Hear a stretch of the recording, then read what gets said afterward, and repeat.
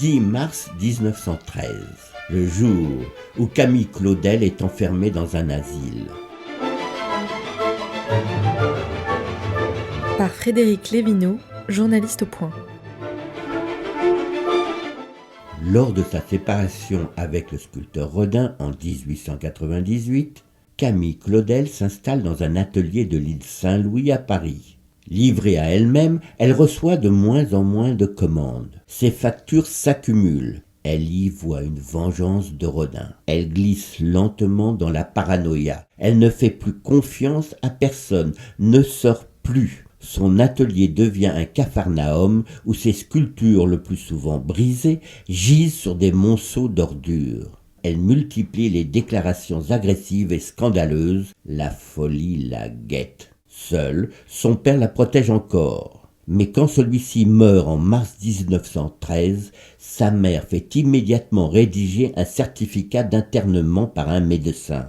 Le propre frère de Camille, l'écrivain Paul Claudel, donne son accord.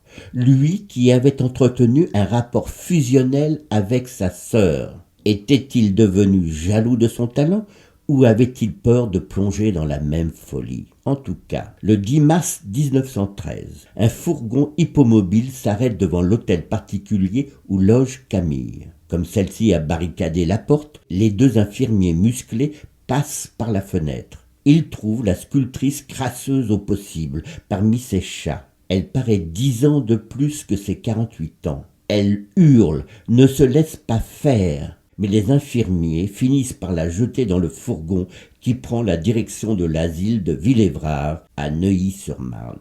Durant la guerre, elle est transférée dans un établissement du Vaucluse.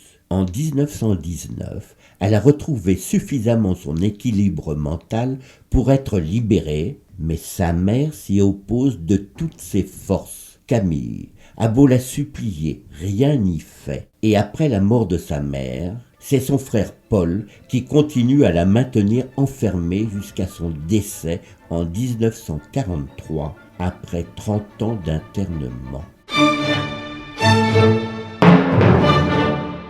Une série réalisée par Megan Kiecky.